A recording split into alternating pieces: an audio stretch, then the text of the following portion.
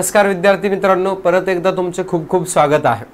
आज आपण बघणार आहोत एनएमएमएस मध्ये विचारलेला जो काही पेपर होता आपला, त्याच्यामध्ये गणित विषयाच्या पेपर बद्दल आपण चर्चा करणार आहोत। या ठिकाणी आपल्याला 2022-23 म्हणजे पाठीमागच्या वर्षामध्ये जो विचारलेला पेपर आहे त्याच्यामध्ये आलेले गणित विषयाचे 20 प्रश्न आपल्याला पाहायला मिळतील आणि त्या 20 प्रश्नाबद्दल आपण या ठिकाणी चर्चा करणार आहोत। इन डिटेल त्याचं सोल्युशन काय असेल किंवा कशा प्रकारचे पेपर्स मधले जे काही प्रश्न आहेत ते वारंवार रिपीट होत आहेत हे या ठिकाणी आपण बघण्याचा सविस्तर विचार आपण या ठिकाणी करतोय। पहिला प्रश्न आहे याच्यामध्ये विचारलेला आपल्याला 71 ते 90 या प्रकारचे म्हणजे अगदी शेवटचे प्रश्न तुम्हाला सॅट या विषयामधले गणित विषयामधले तुम्हाला पाहायला मिळतील आणि त्यामध्ये सोडवत असताना तुमचं टाइम मॅनेजमेंट कशा पद्धतीने असलं पाहिजे, कोणते प्रश्न अगदी सहजरित्या कमी वेळामध्ये सोडवता येतात याचा अंदाज घेण्यासाठी आपण हे सगळे PYQ आपण या ठिकाणी बघतोय, बरोबर आहे। या ठिकाणी पहिल्या प्रश्नाचा विचार करत असताना आपल्याला सांगितलेलं आहे in the adjoining figure line L intersects line L and M in two distinct points. Find the ratio the interior alternate angles using the given information. जी खाली दिलेली माहिती आहे त्या माहितीमध्ये तुम्हाला सांगितलेले आहे की लाईन N जी आहे ती लाईन L व लाईन M ला इंटरसेक्ट करते, एकमेकांना छेदते। L व रेषा M ला रेषा N ही दोन वेगवेगळ्या बिंदूमध्ये छेदते। इथे एक पॉइंट आहे आणि इथे एक पॉइंट आहे, दोन पॉइंट्स मध्ये इंटरसेक्ट करते असं सांगितलेलं आहे। त्यानंतर आपल्याला काय करायचं आहे तर या ठिकाणी जे तयार होणारे इंटेरियर अल्टरनेट अँगल्स आहेत बघा। इंटेरियर अल्टरनेट अँगल्स कसे असतात, अल्टरनेट अँगलचे दोन पार्ट्स असतात, एक एक्सटेरियर अल्टरनेट अँगल्स असतात आणि एक इंटेरियर अल्टरनेट अँगल्स असतात, बरोबर आहे। एक्सटेरियर म्हटलं तर बाहेरचे लाईनच्या बाहेरच्या बाजूला असलेले म्हणजे इकडे वरच्या बाजूला आणि इथं खालच्या बाजूला असलेले अँगल्स असतात। पण ज्यावेळेस तुम्हाला इंटेरियर अँगल्सचा विचार म्हटलेला आहे त्यावेळेस दोन लाईनच्या मध्ये असणार आहेत। झेड फॉर्म तयार होणारे अँगल्स म्हणजेच आपण त्याला म्हणत असतो कोणते, अल्टरनेट अँगल्स, व्युत्क्रम कोन म्हणत असतो, ठीक आहे। मग या ठिकाणी झेड फॉर्म होणारा आपला अँगल अशा प्रकारचा आहे असं लक्षात येतं आणि त्या प्रकारे तुम्हाला सांगता येतं याच्या अपोजिट असलेला म्हणजे या दोन अँगलचा तुम्हाला काय काढायचं आहे, रेशो काढायचा आहे। म्हणजे हा 70 डिग्री आहे म्हणजे हा पण अपोजिट असल्या कारणाने 70 डिग्री असणार आहे। हा 100 डिग्री आहे म्हणजे हा अपोजिट असल्याने किती असणार आहे, 100 डिग्री असणार आहे, बरोबर आहे। आता दोन अल्टरनेट अँगल्स, इंटेरियर अल्टरनेट अँगलची तुम्हाला मेजर्स माहिती आहेत, त्यांचा रेशो काढायचा आहे। रेशो म्हणजे अपाऊंड मध्ये लिहिलं पाहिजे, म्हणजे हे आहे एक 70 अपाऊंड किती असणार आहे, 100, बरोबर आहे। अल्टरनेट अँगलचा रेशो काढायचा आहे तुम्हाला, बरोबर आहे। मग या ठिकाणी तुम्हाला सांगता येतं तर खालील दिलेल्या माहितीवरून आंतर व्युत्क्रम कोनांच्या मापाचे गुणोत्तर काढा म्हटलेलं आहे। मग इथं तयार होणारे आंतर व्युत्क्रम कोन हा 70 डिग्रीचा आहे, हा 100 डिग्रीचा आहे। त्यामुळे आपल्याला याचा जर रेशो बघितला 0.07 आणि किती आहे 10 हे तुम्हाला सापडतं का बघा, हे पण येतोय 7:10 हा रेशो येतोय, पण हा ऑप्शन मध्ये दिसतोय का आपल्याला, नाही दिसत। मग आपल्याकडे इंटेरियर अल्टरनेट अँगलच्या दोन पेयर होत आहेत, मग या पेयर नुसार जर होत नसेल तर दुसरी पेयर आपल्याला चेक केली पाहिजे। मग आता यांचा रेशो आलेला आहे प्लस 7:10 म्हणजे 7:10 आलेला आहे, पण 7:10 उत्तरामध्ये नाही। मग याच्या अपोजिट असल्या याच्या दुसऱ्या म्हणजे दुसरी पेयर येणार आहे इकडची आणि हे पण झेड फॉर्म होणार आहे अशा प्रकारे, कारण ह्या पॅरलल लाईन नसल्यामुळे हे इंटेरियर अल्टरनेट अँगल्स कॉन्ग्रुएंट असणार नाहीत। त्यामुळं हा किती असेल बघा बरं, आता हा 70 डिग्रीचा आहे म्हणजे हा किती असणार 100%, हा असेल तुमचा 110 डिग्रीचा। का बरं, कारण हे अँगल्स इन लिनियर पेयर, हे दोन्ही अँगल्स इन लिनियर पेयर आहेत किंवा असंही अँगल्स इन लिनियर पेयर आहेत, रेषीय जोडीतील कोन म्हणतो आपण त्याला, बरोबर आहे। सेम त्याच पद्धतीने तुम्ही याही कोनाचं माप काढू शकता। हा 100 अंश मापाचा असेल तर हा किती असणार आहे, 80 अंश मापाचा असणार आहे। म्हणजे या दोन पेयरचा ज्यावेळेस तुम्ही विचार करता त्यावेळेस तुम्हाला एकाच मेजर आलेला आहे 110 अपॉन दुसरा अँगल मिळालेला आहे तुम्हाला 80 डिग्रीचा आणि या दोघांचं ज्यावेळेस रिलेशन बघताय आपण त्यावेळेस हे 0 कॅन्सल होतं आणि इथं या ठिकाणी 11:8 किंवा 8:11 या प्रकारचं ऑप्शन आहे का बघा, चेक करा। पहिलं ऑप्शन आहे 8:11 म्हणजे ऑप्शन नंबर फर्स्ट या ठिकाणी या क्वेश्चनसाठी करेक्ट आन्सर आपल्याला म्हणता येईल, बरोबर आहे. अशा पद्धतीनं त्या प्रश्नाकडे आपल्याला बघता आलं पाहिजे किंवा सोडवता आलं पाहिजे. नेक्स्ट पुढच्या प्रश्नाकडे जाऊयात आपण. सोबतच्या आकृतीमध्ये जी हा त्रिकोण एबीसीचा गुरुत्व मध्य म्हटलेला आहे, जिओसेंट्रॉइड दिलेला आहे. Point G is the centroid of the triangle ABC. त्रिकोण एबीसीचा हा मध्यगा संपात म्हणूया त्याला आपण, किंवा जिओसेंट्रॉइड पण म्हटलं जातं, हा दिलेला आहे. एजीचं माप दिलेलं आहे 7√3, 7 वर्गमुळामध्ये 3 दिलेला आहे. Then find the ratio of PG upon AP. PG as to AP काढायचं आहे, पीजी अपॉन एपी. आणि मी तुम्हाला सांगितलेला क्वेश्चन आहे हा रिपीट झालेला क्वेश्चन म्हणता येईल आपल्याला. सिमिलरली सेम अशा प्रकारचा क्वेश्चन तुम्हाला प्रिव्हियस इयर मध्ये तुम्हाला विचारलेला पाहायला मिळू शकतो. म्हणजे हा नवीन प्रश्न नाही तुम्हाला. ह्या जी बद्दल आपण बोललोय, जी म्हणजे जिओसेंट्रॉइड असतो, हा व्हर्टेक्स पॉइंट आणि अपोजिट साइडचा मिड पॉइंट जॉईंट करणारा सेगमेंट म्हणजेच मेडियन असते.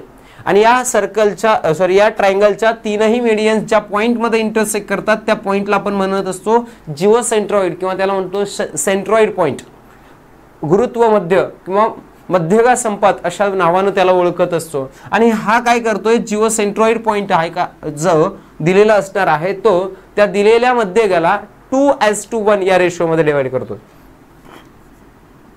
कोणत्या रेशो मध्ये डिवाइड करतोय, 2:1. म्हणजे जर एजी अपॉन तुमचा दुसरा कोणता आहे, जीपी जर म्हटलात, याचा रेशो 2:1, 2:1 असतो. पण आपल्याला याचा रेशो विचारलेला नाही, आपल्याला विचारलेला रेशो आहे पीजी अपॉन एपी. म्हणजे याच्या ठिकाणी बदल आहे. मग पीजी कुठं आहे बघा बरं. पीजी म्हणजे तुमचा हा छोटा आहे, म्हणजे याला तुम्ही 1 म्हणू शकता. तर 1x आपण सपोज केलं. पीजीचं माप किती आलेलं आहे तुमचं, 1x. आणि एजीचं माप काढा जर म्हटलं असेल तुम्हाला, एजी जर 2 आहे म्हणजे याच्यासोबत x घ्यावं लागेल. रेशो म्हटलं तर आपण त्याच्यासोबत x सपोज करत असतो. यानुसार तुम्हाला एपीचं माप काढता येईल. हे जे माप दिलेलं आहे तुम्हाला एजीचं, याचा काही संबंध नाही, ते तुम्हाला कन्फ्युजन करण्यासाठी दिलेलं आहे. कारण आपल्याला दिलेली बेसिक इन्फॉर्मेशन जी दिलेली आहे त्याच्यानुसार आपल्याला सोडवता येतं या प्रॉपर्टीच्या माध्यमातून. कोणती property, the centroid is divides to the median in the ratio of 2:1. बरोबर आहे. गुरुत्व मध्य हा त्या मध्यगाला 2:1 या प्रमाणामध्ये विभागतो. ही एवढी माहिती या प्रश्नासाठी आपल्याला पुरेशी आहे. त्यामुळे आता या ठिकाणी तुम्हाला याचं माप काढता येतं, एपीचं माप. कशावरून, या दोघांच्या आधारे पीजी आणि एजी या दोघांचे बेरीज असणार आहे. एपीचं माप म्हणजे एजी प्लस जीपी असणार आहे. एजीचं 2x आहे आणि याचं किती आहे हो, 3x असणार आहे. सॉरी 1x असणार आहे. दोघांची बेरीज केलात तर किती येते, हे 3x. एपीचं माप म्हणजे हा मोठा किती डिग्रीचा होणार आहे, किती मापाचा होईल, त्याचं मेजर्स किती असणार आहे, 3x आलेला आहे. आता तुम्हाला दोघांचीही माप माहिती आहेत. यातली पीजीचं माप आपल्याला माहिती आहे. सॉरी आपल्याला रेशो कोणाचं काढायचं, पीजी एस टू एपी काढायचं. पीजीचं 1x आहे म्हणून 1x ठेवलं आपण. अपॉन एपीचं पण काढलं आहे 3x, हे 3x. x कॅन्सल झाला, आपला 1/3 ह्या पद्धतीचा रेशो आलेला आहे. आणि हे तुम्हाला ऑप्शन नंबर 4 मध्ये सापडेल ॲज इट इज 1:3. आणि ऑप्शन नंबर 4 या क्वेश्चनसाठी आपल्याला करेक्ट आन्सर म्हणता येईल. नेक्स्ट पुढे जाऊयात आपण पुढच्या प्रश्नाकडे. पुढच्या प्रश्नामध्ये तुम्हाला सांगितलेलं आहे की quadrilateral ABCD, in quadrilateral ABCD, चौकोन एबीसीडी मध्ये AC बरोबर 3 वर्गमुळामध्ये 2 आणि बीडीचा वर्ग बरोबर 18 असेल तर चौकोन एबीसीडी हा कोणत्या प्रकारचा चौकोन आहे. Which type of quadrilateral ABCD. ABCD या क्वाड्रिलॅटरलचा टाइप काढायचा आपल्याला. परत हा क्वेश्चन तुमचा जातो तो म्हणजे कोणत्या चॅप्टरवर, construction of quadrilateral and types of quadrilateral. बरोबर आहे. चौकोन रचना व चौकोनाचे प्रकार या धड्यावरचा हा प्रश्न आहे. आणि याच्यामध्ये आपण वेगवेगळ्या चौकोनाचे, वेगवेगळ्या क्वाड्रिलॅटरलचे आपण काय बघितलेले आहेत, प्रॉपर्टी बघितलेले आहेत. आणि त्या प्रॉपर्टीच्या आधारे तुम्हाला या म्हणजे क्वाड्रिलॅटरल जो दिलेला आहे, इन्फॉर्मेशन जी दिलेली आहे क्वाड्रिलॅटरलची, त्यानुसार तुम्हाला त्याचा टाइप फाइंड करायचा आहे. दिलेली इन्फॉर्मेशन तुम्हाला काय आहे बघा. AC पहिल्यांदा क्वाड्रिलॅटरल एक जनरल रॉड म्हणजे काय तुम्हाला जी डायग्राम आहे ती काढून घ्यायची आहे. समजा आपण काढलेली आहे ABCD या प्रकारे काढलेला आहे. मेजर्स तुम्हाला ACचं माहिती आहे म्हणजे AC अशा प्रकारे जॉईन करावं लागेल. आणि हा आहे 3√2. BDचा स्क्वेअर दिलाय म्हणजे BDचं जर measure BD is equal to काढायचं आपल्याला तर काय होणार आहे, अंडर रूट मध्ये असणार आहे 18. कारण taking square root of both sides करावं लागेल आपल्याला. कारण हे बीडीचं स्क्वेअर काहीच कामच नाही आपल्याला, बीडीची लेंथ माहिती असली पाहिजे. देअरफॉर आता ह्या √18 ला सिम्पलेस्ट फॉर्म मध्ये लिहायचंय, म्हणजे सिम्पलेस्ट फॉर्म मध्ये म्हणजेच कसं असणार आहे, बीडी इज इक्वल टू √, यालाच आपल्याला असं लिहिता येईल 9 × 2 म्हणजेच किती होईल आता 18 होणार आहे. पण आपण 9 × 2 काय केलेलं आहे, कारण हे स्क्वेअर नंबर आहे 9 आणि त्या स्क्वेअर नंबरचं स्क्वेअर रूट निघतं आणि त्याच्यामुळं बीडीचं मेजर आपल्याला भेटू शकतं. 9चं स्क्वेअर रूट निघालं 3 म्हणजे स्क्वेअर रूटच्या बाहेर येईल तो नंबर. आता स्क्वेअर रूट मध्ये राहणार आहे फक्त आणि फक्त 2 आणि या ठिकाणी आपण सांगू शकता बीडीचं मेजर किती आहे 3√2. आता काय लक्षात येतं बरं या दिलेल्या इन्फॉर्मेशन, एसीचं आहे 3√2 आणि बीडीचं पण आहे डिस्टन्स किती 3√2. दोघांचं देखील जी लेंथ आहे ती सेम आहे. मग बीडी आणि एसी काय आहेत बरं, बीडी आणि एसी हे डायगोनल्स आहेत, कर्ण आहेत. मग कर्ण एकरूप कुणाचे असतात, ह्या जर तुम्हाला गुणधर्म लक्षात आलं असेल तर या प्रश्नाचं उत्तर तुम्ही सोडवू शकता. डायगोनल्स कॉन्ग्रुएंट कुठल्या ट्रायंगलचे असतात, तर इथं पहिला आहे समांतरभुज चौकोन पॅरलोग्राम. पॅरलोग्रामचे डायगोनल्स कॉन्ग्रुएंट नसतात. डायगोनल्स हे बायसेक्टर टू ईच अदर, बरोबर आहे, एकमेकांना दुभागतात. अशा प्रकारची प्रॉपर्टी डायगोनलशी संबंधित आहे कुणाच्या, पॅरलोग्रामच्या, बरोबर आहे. नेक्स्ट परपेंडिक्युलर इथं आपल्याला काय म्हटलेलं आहे, समभुज चौकोन आहे. समभुज चौकोनामध्ये देखील परपेंडिक्युलर बायसेक्टर असतात, लंब असतात आणि दुभाजक असतात. हे समभुज चौकोनामध्ये. समलंब चौकोनामध्ये तर काही संबंधच नाही कॉन्ग्रुएंट असण्याचा, एक छोटा असतो आणि एक मोठा असतो ट्रॅपेझियम मध्ये तुम्हाला. नेक्स्ट तुम्हाला परत सांगितलेलं आहे रेक्टँगल म्हटलेलं आहे किंवा त्याला काटकोन चौकोन म्हटलंय. काटकोन चौकोन म्हणजेच काय असणार, तुमचा आयत किंवा त्याला रेक्टँगल म्हणतो आपण. आणि आयताचे कर्ण हे एकरूप असतात, म्हणून या ठिकाणी ऑप्शन नंबर 4 हे या ठिकाणी आपल्याला करेक्ट असलं आहे असं आपल्याला म्हणता येईल. आणि या प्रकारच्या प्रश्नासाठी तुमच्या बेसिक कन्सेप्टच्या अंडरस्टँडिंग असल्या पाहिजेत, तुम्हाला समजलेल्या असल्या पाहिजेत, तरच तुम्ही या प्रश्नाच्या उत्तरापर्यंत निश्चितपणाने पोहोचू शकाल, अन्यथा तुम्हाला हा प्रश्न सोडवता येणार नाही. नेक्स्ट पुढे आहे क्वेश्चन नंबर 74 नंबरचा. सोबतच्या आकृतीमध्ये दोन ट्रायंगल्स दिलेले आहेत, ट्रायंगल DCH आणि ट्रायंगल दिलेला आहे तुम्हाला DCF. दोन ट्रायंगल्स दिसतात इथे डायग्राम मध्ये. हे दोन त्रिकोण कोबा असं म्हटलं. टेस्ट कोणती आहे, AAS. या टेस्ट नुसार एकरूप होण्यासाठी आणखी काय गरजेचं आहे हे सांगितलेलं आहे, बरोबर आहे. इथं दिलेली इन्फॉर्मेशन, एक कोण तर एकरूप दिलाय बघा, ह्या दोन खुणा केल्यात म्हणजे या दोघांचं माप सारखं आहे, बरोबर आहे. सेम मार्क काय इंडिकेट करतात, तर ते दोन्ही कॉन्ग्रुएंट आहेत म्हणून सांगतात. आणि इथं सांगितलेल्या माहितीनुसार हे टेस्ट म्हणजेच काय आहे, दोन अँगल्स कॉन्ग्रुएंट असले पाहिजे दोन्ही ट्रायंगलचे. मग एक अँगल तर झाला आपला कॉन्ग्रुएंट, एक साइड पण कॉन्ग्रुएंट पाहिजे, लास्टला तुम्हाला बाजू सांगितलेली आहे. म्हणजेच या ठिकाणी या दोन्ही त्रिकोणाची ही DC ही कॉमन साइड आहे, बरोबर आहे. आणि त्यामुळं हा पण पार्ट झालेला आहे. आता दोन कोण, त्या दोन कोणाच्या नंतर बाजू आहे. मग इथला एक कोण, इथला एक कोण आणि इथली एक बाजू अशा पद्धतीने असू शकतं, किंवा हे बाजू कोण असं असू शकणार आहे का. मग ही टेस्ट वेगळी असणार आहे, को कसोटी. पण आपल्याला कोण बाजू म्हणजे कोण बाजू अशा प्रकारे, म्हणजे हा कोण आणि हा कोण सांगता आला पाहिजे तुम्हाला, म्हणजे कोण बाजू अशा प्रकारे येतं. Angle side. मग अशा प्रकारे हा कोण तुम्हाला दिसतो का बघा बरं तुम्हाला आकृती, म्हणजे ऑप्शन मध्ये DHC अँगल कोणता आहे तुमचा, DHC. याच्याशी कॉन्ग्रुएंट असलेला अँगल कोणता असेल तुमचा, DFC. बघा बरं DHC इथं आहे बघा, DHC. DFC इथं आहे बघा, DFC, बरोबर आहे. म्हणजेच आपला ऑप्शन नंबर किती आहे, फर्स्ट हा या ठिकाणी आपल्याला करेक्ट म्हणता येईल. दुसरा ऑप्शन इथं दिलेला आहे, फक्त बघूयात आपण. HDC इथं म्हटलेला आहे. दुसरा FDC हा म्हणता येणार नाही, आता म्हटल्याप्रमाणे. होईल हे टेस्ट कॉन्ग्रुएंट होतील या अँगल साइड अँगल, टेस्ट मात्र वेगळी होईल. ASA टेस्ट नुसार होणार. हा जर घेतला तुम्ही पार्ट तर ASA टेस्ट होईल. आपल्याला ASA टेस्ट आणायची आहे का, नाही, AAS टेस्ट आणायची आहे, म्हणून आपण हा ऑप्शन निवडलेला आहे. बाजूचा तर काही संबंधच नाही, एकच बाजू पाहिजे आणि एकच बाजू तुम्हाला इथं दिलेली आहे. आणि त्यामुळं आपला ऑप्शन नंबर फर्स्ट हा करेक्ट ऑप्शन असणार आहे या ठिकाणी. लक्षात येतं. नेक्स्ट पुढे जाऊयात पुढच्या प्रश्नाकडे आपण. पुढचा प्रश्न तुमच्या समोर आहे. एका दलालामार्फत सतीशनं 24,50,000 रुपये किमतीचा फ्लॅट प्रशांतला विकलेला. दलालाने दोघांकडून मिळून 98,000 रुपये दलाली घेतलेली आहे. तर दलालीचा शेकडा दर किती म्हटलेला आहे, पर्सेंटेज मध्ये काढायचा आहे. बरोबर आहे. तुम्हाला दिलेलं जे काही ट्रान्झॅक्शन झाले, Satish sold a flat for ₹24,50,000 to Prashant through a ब्रोकरच्या माध्यमातून विकलेला आहे म्हटलेला आहे. Broker received ₹98,000 brokerage on total brokerage from both. दोघांकडून मिळून त्याने किती रुपये ब्रोकरेज जमा केलेला आहे, 98,000 रुपीज या ट्रान्झॅक्शन मध्ये, या व्यवहारामध्ये त्याने मिळवलेले आहेत.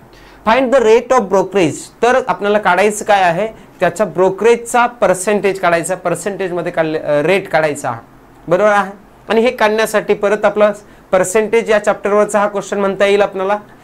शेकडेवारी या धड्यावरचा प्रश्न आहे आणि शेकडेवारी या धड्यावरचा प्रश्न सोडवत असताना इन्फॉर्मेशन आपण जी दिलेली आहे ते एकदा काय करतोय, त्याला क्लासिफाय करून घेऊयात. आणि इथे सांगितलेले पहिल्यांदा टोटल अमाऊंट किती आहे, 24,50,000. 24,50,000 या प्रकारे आपण लिहून घेतलेली आहे अमाऊंट. त्या फ्लॅटची प्राइस आहे ही टोटल.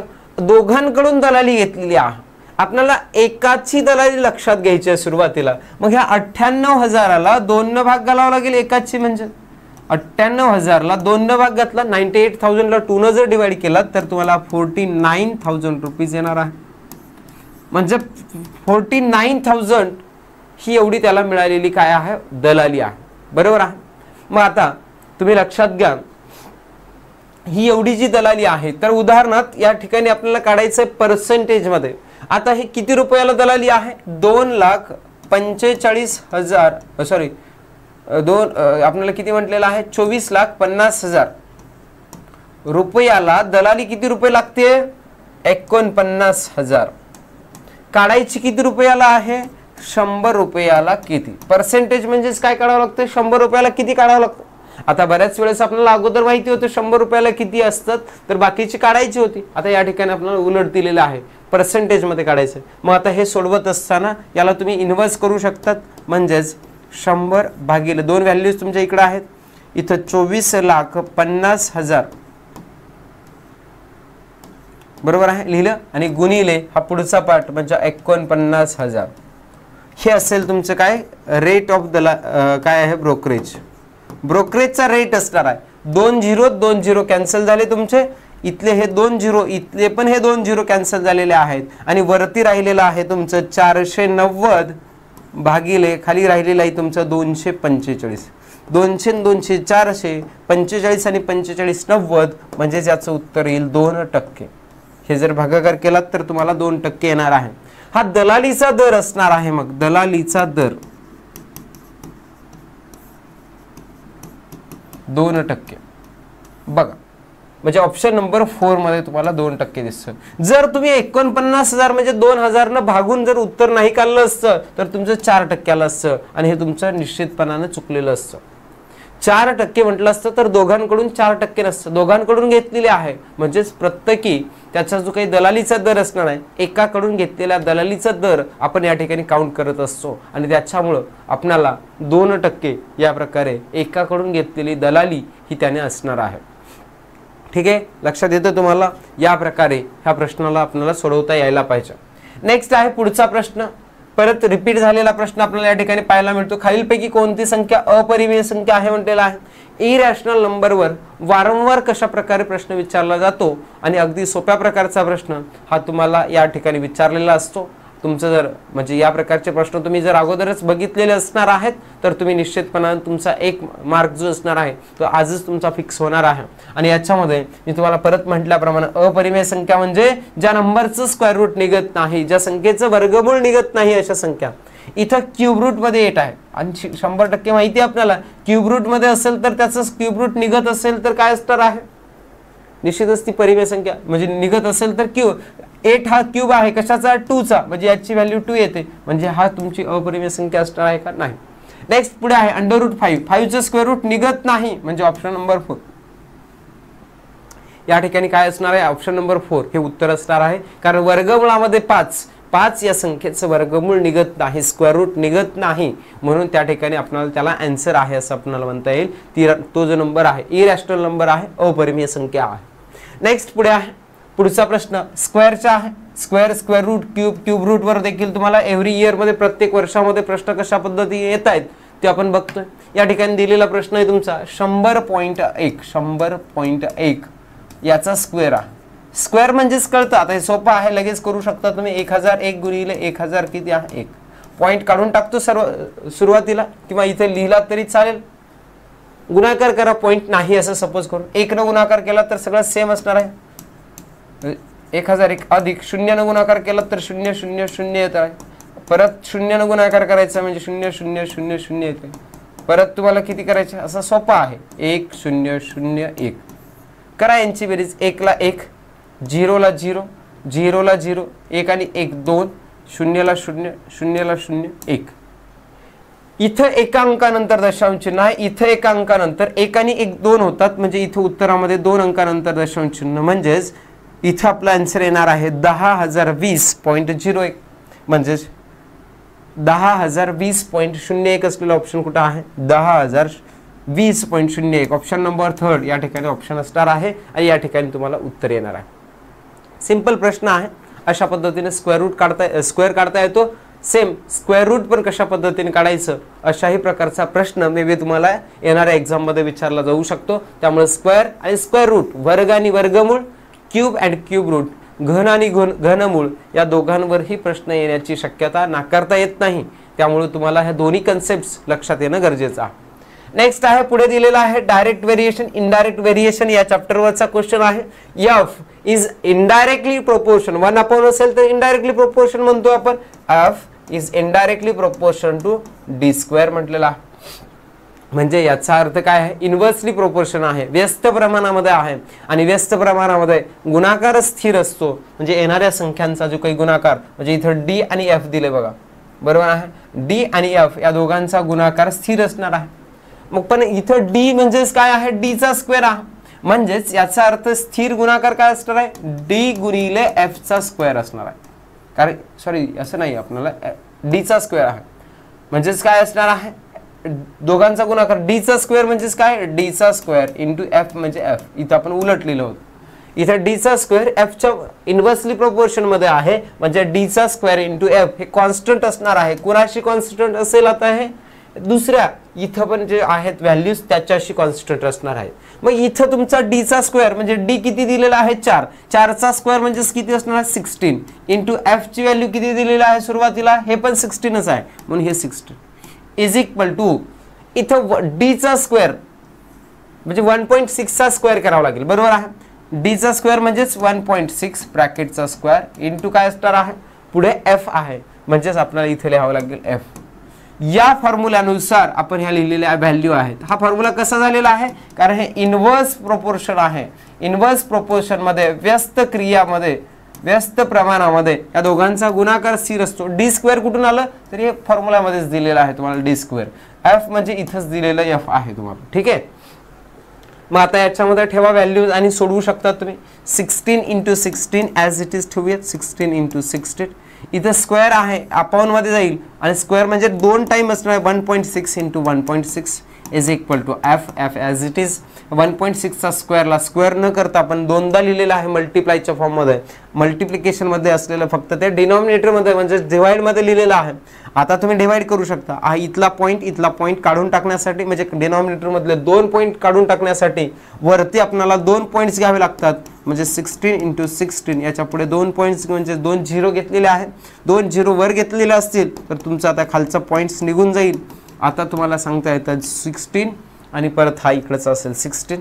हा 16 म्हणजे 16, 16 म्हणजे 16. इथं फक्त 1 इंटू 1च राहील, म्हणजेच तुम्हाला लक्षात येईल डिनॉमिनेटर 1 राहिला आहे. म्हणजे एफ ची व्हॅल्यू असेल 1 इंटू पुढचे 2 झिरो, एफ ची व्हॅल्यू असेल तुमची 100 असलेला ऑप्शन तुमचा फर्स्ट नंबरचा या ठिकाणी याचा आन्सर म्हणता येईल, ठीक आहे. अशा प्रकारे तुम्हाला हा प्रश्न विचारलेला होता direct indirect व्हेरिएशनवर.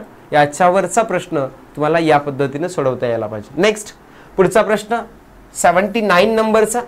Radius of a circle is 9.1 centimetre.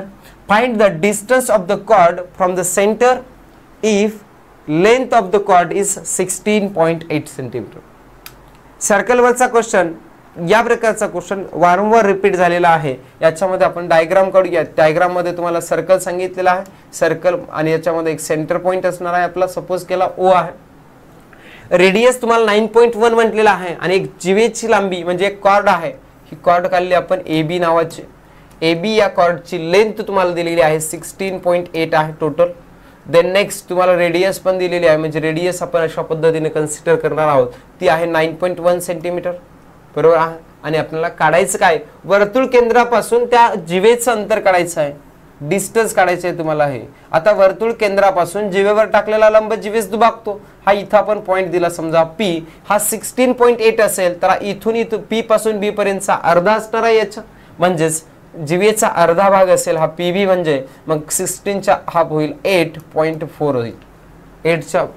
16चा half झालेला आहे 8 आणि 8चा हाफ झालेला आहे 4, म्हणजे याला जर डिवाइड केला 16.8/2 तर ते तुमचं आन्सर येईल 8.4. निश्चितपणाने आता तुम्हाला इथं जो ट्रायंगल दिसतोय हा ट्रायंगल तुमचा राईट अँगल ट्रायंगल आहे आणि राईट अँगल ट्रायंगल असल्यामुळे तुम्हाला दोन साइड्स माहिती आहेत. दोन साइड्स माहिती असताना एक साइड तुम्हाला निश्चितपणाने काढता येते. त्याच्यासाठी आपण वापरत असतो तो म्हणजे कोणता थेरम, पायथागोरस थेरम वापरत असतो. आणि पायथागोरस थेरम इथं असेल तुमचा हायपोटेनियस OB, OB चा square is equal to OP चा स्क्वेअर प्लस PB चा स्क्वेअर. या फॉर्म्युल्यामध्ये ठेवणार आपण व्हॅल्यूज ठेवा. OB म्हणजेच किती आहे या ठिकाणी, OB म्हणजेच 9.1 सेंटीमीटर आहे. ब्रॅकेटचा स्क्वेअर, OP माहिती आहे का तुम्हाला, नाही काढायचा आहे OP चा डिस्टन्स, म्हणून OP चा square as it is. PB चा डिस्टन्स माहिती आहे तुम्हाला 8.4 चा स्क्वेअर, 8.4 स्क्वेअर. इकडे मायनस मध्ये होईल परंतु आपल्याला स्क्वेअर करूयात. 9.1 चा स्क्वेअर म्हणजेच आपल्याला 9.1 इंटू 9.1 करावं लागेल. मल्टिप्लाय करा, 1 न मल्टिप्लाय केला तर ॲज इट इज 91 येणार आहे. प्लस 9 1 जा 9, 9 9 जा किती होईल 81, बरोबर आहे. आणि या ठिकाणी ॲडिशन करा 1 9 आणि 9, 18 ला 8, 1 कॅरी होईल आणि इथे किती होईल 2 आणि इथे किती असणार आहे 8. 8281. पण आपल्या दोन पॉइंट्स नंतर काय येणार आहे, इथे एका अंकानंतर पॉइंट आहे, एक आणि एक 2 होईल, म्हणजे शेवटी 2 पॉइंट नंतर काय येणार आहे, 2 डिजिट नंतर पॉइंट येईल 82.81 अशा पद्धतीने येणार आहे. मायनस होईल इकडचं हे इकडे आल्यानंतर आणि याचा स्क्वेअर करूयात आपण 84 चा. 84 इंटू 84 करा यांचा गुणाकार. 4 4 जा 16, 1 कॅरी होईल, 8 4 जा 32, 32 आणि 1 33 होईल आणि प्लस 8 4 जा 32 आणि 2 होईल, 3 कॅरी होणार आहे, 8 8 जा 64, 64 आणि 67 होणार आहे. 3 आपण जर ॲड केला तर हे होईल 6 6 3 आणि 2 5 6 आणि हे किती होतात 10 आणि इथं 7. इथं पण पॉईंट म्हणजेच मायनस करावं लागेल आपल्याला. 70.56 इज इक्वल टू OP चा स्क्वेअर असणार आहे. हे मायनस केलात तुम्ही तर किती होणार, 11 मधून 6 मायनस केलात तर 5 येणार आहे. परत इथं 8 होतं, बरोबर आहे, 7 राहणार आहे. 7 मधून 2 मायनस केलात तर 5 मायनस केलात तर 2 येणार आहे. पॉईंटला पॉईंट ॲज इट इज. इथं होतं 2, 2 ला 2 किती होणार आहे ॲज इट इज. आणि इथं आहे 8 मायनस 7 म्हणजे सॉरी 1 हे आलेलं आहे. OP चा स्क्वेअर इज इक्वल टू, आता OP चं डिस्टन्स काढायचं आहे म्हणजे हा स्क्वेअर कशाचा आहे शोधायचा आहे. आता निश्चितच लास्टला जर 25 असेल तर शेवटी 5 येणार आहे. 2 डिजिट नंतर पॉईंट म्हणजे 1 डिजिट नंतर पॉईंट येईल. आणि कधीही तुम्हाला युनिट प्लेसला 5 असलेल्या नंबरचा स्क्वेअर करत असताना लगतच्या दोन संख्यांचा गुणाकार असतो. 3 इंटू 4 किती होतोय 12 इथं आणि इथं आहे 12 म्हणजे इथं लहान नंबर असलेला 3 हा 35 चा स्क्वेअर आहे म्हणजेच 3.5 हे या ठिकाणी याचा आन्सर असणार आहे. असं काढू शकता, नाही तर तुम्ही हे 1225 चं या पद्धतीने स्क्वेअर रूट काढू शकता डिवाइड करू, बरोबर आहे. त्याही पद्धतीने सोडवलात तर निश्चितच तुमचं 3.5 हे आन्सर येणार आहे. येते लक्षात. आणि या ठिकाणी ऑप्शन नंबर 3.5 सेंटीमीटर हे डिस्टन्स जे असणार आहे कॉर्डचं distance from the centre point असणार आहे. येते लक्षात. वर्तुळ केंद्रापासून त्या जीवेचं अंतर 3.5 सेंटीमीटरवर ती जीवा असणार आहे. लक्षात येतं. या प्रकारे तुम्हाला हा प्रश्न सोडवता यायला पाहिजे. नेक्स्ट पुढे आहे क्वेश्चन. एका वृत्तचित्ती आकाराच्या टाकीचा व्यास 1.75 मीटर आहे व उंची 3.2 मीटर आहे तर टाकीमध्ये किती लिटर पाणी मावेल. एव्हरी इयर विचारला जाणारा क्वेश्चन, प्रत्येक वर्षामध्ये या प्रकारचा प्रश्न म्हणजे पाण्याचा टाकीचा वगैरे विचारलेलाच आहे, त्यामुळं येणाऱ्या परीक्षेमध्ये तुम्हाला हा प्रश्न 100% पाहायला मिळणार आहे। मग आपण बघूयात, पहिल्यांदा वृत्तचित्ती टाकी म्हटलेले आहे, सिलेंड्रिकल जी का टँक आहे पाण्याचं, या प्रकारचं सिलेंड्रिकल पाण्याचं टँक आहे। याच्यामध्ये दिलेली इन्फॉर्मेशन, व्यास दिला, डायमीटर दिलेला आहे तुम्हाला, डायमीटर आहे तुमचा किती 1.75 आहे, म्हणजे रेडियस किती असणार आहे, याला 2 ने डिवाइड करावं लागेल, 1.75 अपॉन 2 म्हणजेच 0.28 चा 16 बरोबर आहे, 1 2 7 चा 14 पण कॅरी होतं 2 5 चा, हे आलेलं आहे radius r is equal to, आणि तुम्हाला याची रेडियस समजलेली आहे 0.875, ठीक आहे। नेक्स्ट पुढे जाऊयात आपण, हाईट दिलेली आहे तुम्हाला, हाईट किती दिलेली आहे मीटर मध्येच आहे, ही पण ही 3.2 मीटर आहे, height is equal r is equal to माहिती झालं। आता याच्यामध्ये असलेलं पाणी काढायचं आहे आपल्याला, याच्यामध्ये असलेलं वॉटर आपल्याला किती आहे याची कॅपॅसिटी काढायची आहे।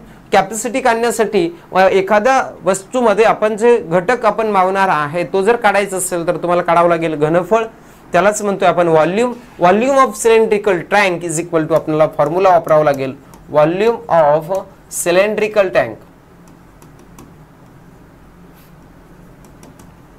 Cylindrical tank is equal to, tank cylinder आकाराचा आहे, वृत्तचित्ती आकाराचा आहे, आणि वृत्तचित्ती आकाराचा असल्यामुळं त्याचं घनफळ बरोबर काय असणार आहे, सूत्र घनफळ बरोबर पाय r चा वर्ग h असणार आहे, बरोबर आहे।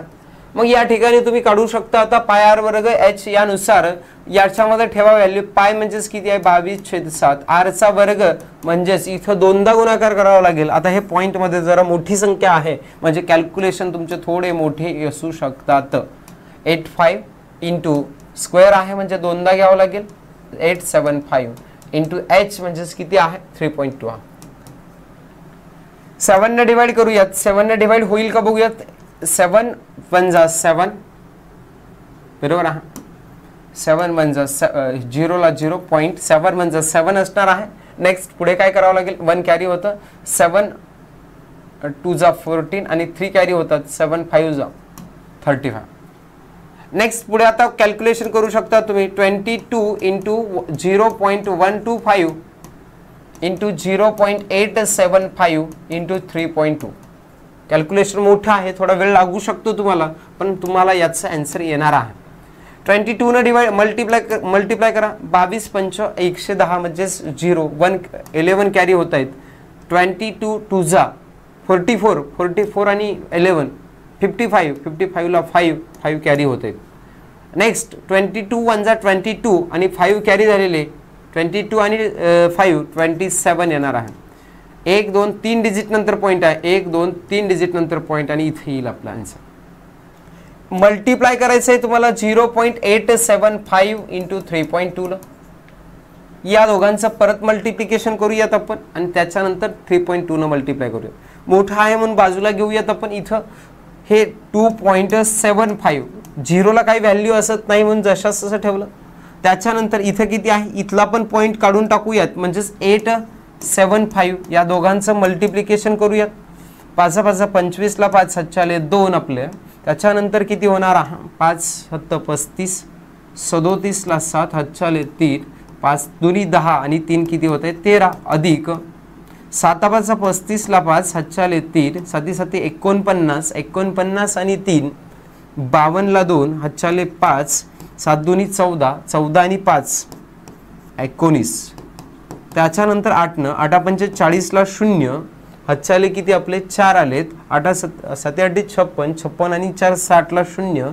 हच्चाले 6, 8 2 16 16 आणि 6 16 आणि 6 22, करा यांची बेरीज 5 7 आणि 5 12 ला 2, हच्चाले किती 1 3 आणि 2 5 आणि 1 किती होतात 6, 10 ला 0, हच्चाला 1 आणि हे असतील आपले 2 आणि हे 2 4 24, किती अंकाच्या नंतर पॉइंट येईल बघा बरं, आता लक्षात घ्या, हे इथं 0 पॉइंट आहे, म्हणजे हे 3 डिजिट आणि इथले 2 5 डिजिटच्या नंतर पॉइंट, 1 2 3 4 5 म्हणजे 2.40625, 2.40625 आणि इंटू 3.2, गुणाकार करूयात आता, परत आणखी गुणाकार करावा लागेल आपल्याला. करा गुणाकार. 5 दुनी 10ला 0, अच्छा आले किती 1, 2 न गुणाकार करतो, बेदोनी 4 आणि 1 5ला 0, सॉरी 5ला 5 झालेला आहे. 6 दुनी 12ला, हे 12 जशास तसं 0 आहे.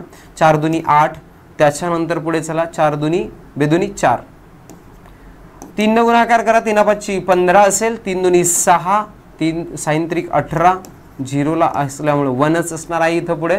आणि त्याच्यानंतर 3 चौक 12ला 2, हातच्याला 1, 3 दुनी 6 आणि 1 7. करा आपण बेरीज करूयात. 0ला 0, 5 आणि 5 10ला 0, हातच्याला 1, हातच्याला 1, 6 आणि 2 6 आणि इथला 1 8 आणि 1 9, बरोबर आहे. पुढे बघा 8 आणि 1 किती होतील 9. खरं तर इथं 10 असायला पाहिजे, 10 व्हायला पाहिजे, 1 कॅरी झाला, इथं पण 10 व्हायला पाहिजे. त्याच्यानंतर इथं 8 आणि 1 9, अजून एक म्हणजे इकडचा हातचा इकडे आल्यामुळे इथं 10 होईल, परत इथं एक हातचा येईल. तू थोडं कॅल्क्युलेशन चुकलेलं आहे आपलं. आणि इथं आता बरोबर येईल बघा. 4 आणि 2 6 आणि 1 इथला 1 7, 77. किती डिजिट नंतर पॉईंट आहे बरं? हे 5 आणि इथला 1 6, 2 2 4 आणि 5 6 आणि इथं 7.7. आणि या ठिकाणी आपलं कॅल्क्युलेशन आल्यानुसार आपलं उत्तर आलेलं आहे बघा 7.7. ठीक आहे. हे कशाची व्हॅल्यू आलेली आहे? व्हॉल्यूम आलेला आहे. आपल्याला व्हॉल्यूम नाही काढायचं आहे, त्या हे मीटरचा क्यूब आलेला आहे व्हॉल्यूम. आपल्याला लिटर मध्ये करायचं आहे. 7.7 च मीटरचा क्यूब मध्ये असलेलं लिटर मध्ये कन्वर्ट करायचं असेल तर 7.7 ला मल्टिप्लाय करावं लागेल तुम्हाला 1000 न, कारण 1 मीटरचा क्यूब इज इक्वल टू असतो 1000 लिटर असणार आहे. आणि या दोघांचा गुणाकार केल्यानंतर हा 0 आणि पॉइंट कॅन्सल झाला आणि 77च्या पुढे राहिलेले 2 0 लावा, म्हणजेच आपला आन्सर असणार आहे 7700. या प्रकारे कॅल्क्युलेशन मोठं आहे, टाइम कन्झ्युमिंग क्वेश्चन आहे, वेळ लागणार आहे. अशा प्रकारचे देखील काही क्वेश्चन्स तुम्हाला एक्झाम मध्ये असतात, जेणेकरून ज्याच्यामध्ये तुमचा वेळ गेला पाहिजे अशा प्रकारचे क्वेश्चन्स हे आयोग विचारत असतं. आणि या प्रकारच्या देखील आपण प्रॅक्टिस करणं हे काम आहे. अशा प्रकारच्या प्रश्नांमध्ये देखील तुमचे स्कोरिंग झाली पाहिजे. या प्रकारच्या प्रश्नांना जर तुम्ही व्यवस्थित आत्ताच प्रॅक्टिस केली तर एक्झाममध्ये तुम्हाला 100% तुम्हाला या प्रकारचे क्वेश्चन येणार आहेत, सोडवू शकाल तुम्ही. हा झालेला आहे तुमचा 2023 मध्ये विचारलेला जो काही पेपर होता, 2023च्या अनुषंगानं पहिले जे 10 प्रश्न आहेत गणित विषयाचे ते आपण या ठिकाणी बघण्याचा प्रयत्न केलेला आहे. अगदी याच प्रकारे मागच्या वर्षी विचारलेले जे काही उरलेले प्रश्न आहेत ते आपण लवकरच घेऊन भेटूयात. या ठिकाणी थांबूयात. धन्यवाद.